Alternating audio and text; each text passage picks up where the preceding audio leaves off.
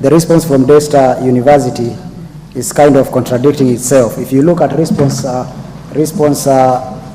number 2.1, Daystar University says that it does not compel students either by policy by policy or practice to attend the chapel. But if you look at number 2, same Daystar University says that students are required by policy to attend at least 75% of all scheduled chapel services. And when they are saying that you are allowed by the policy, when they are saying that by the policy, students are not forced, but at the same time they are repeating the same issue and saying you must attend 75% of the policy. Mr. Speaker, I was there in person. I have students from my area who complained to me, and I went there personally to see the Vice Chancellor of Daystar University. I wanted to seek an audience with him to find out whether it is just an hula baloo or is something that is being done there at the university. And Mr. Speaker, the Vice Chancellor told me that he wanted to sit with me for many hours to explain to me the policies of the school, but the answer that I wanted is whether the students are being forced. Mr. Speaker, you remember we had a similar case in the Court of Appeal matter of Philip Okoth and another versus Board of Management at St. Anne's Primary School in Ahero, whereby the Legio Maria students were being forced to attend to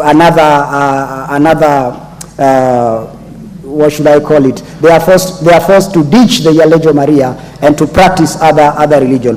Mr. Speaker, sir, what the Daystar University is doing is wrong. They are forcing, they don't want to answer the question that is required. And I want to ask the Minister for Education, the CS for Education, Machogu, to make sure that they do a follow-up on this case. And the only option that is there for Daystar University is to make sure that the said policies, this country is protected by the Constitution.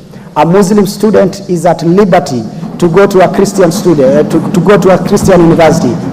A Christian student is at liberty to go and get his education from a Muslim university. But no student will be forced to go to a chapel or either to go to a mosque to pray. So, Mr. Speaker, this response is, I can call it a fake response, because they are trying to hide under the policy that is not there in terms of the Ministry of Education within the country. And Mr. Speaker, even the syllabus, whatever that they are teaching there, when I raise the issue of LGBTQ, they are giving the student the assignment to go and do something on lesbian, to go and do something on gays. Mr. Speaker, this is a university. What is something? Mr. Speaker, they are giving homework. Yes. The teachings that is happening there, homeworks that they are giving to the students. How does a university give out an assignment of telling the students to go and do something on lesbian and gayism?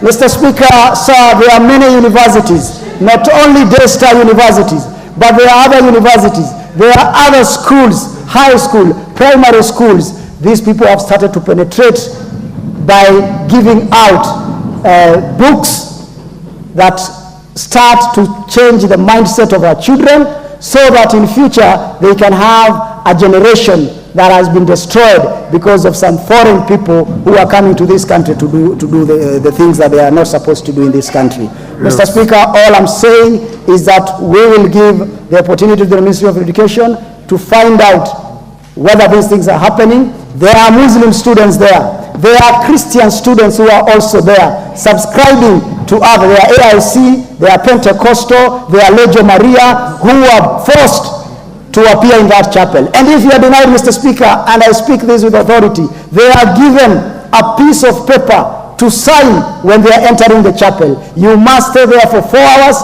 to listen, and then when you leave, they are going to take the form from you again and sign to make sure that you have attended. If you are not going to do that, Mr. Speaker, they make sure that in your final marks, They have been deducted, and you will be forced to repeat until you fall over there. This is very shameful for Daystar University to do such a thing. Thank you, Mr. Speaker.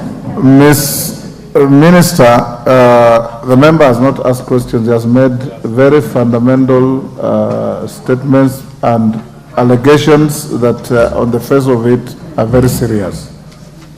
What I direct you, Minister, to do is, because you can't hazard answers to those kind of statements, I will direct you to send your team to the university, go and find out these allegations. I'll direct the clerk to avail you the Hansard report of what the member has said. You'll be at liberty to also call the member and discuss with him and appear before the Committee of Education in the next 2 weeks. And the member is advised to come before the committee. And once you have discussed and agreed, I further direct that the chairman of the Committee of Education brings a statement as a follow-up to what will have transpired to the House. Go to the next question, 002 of 2024, member for West Mugrango.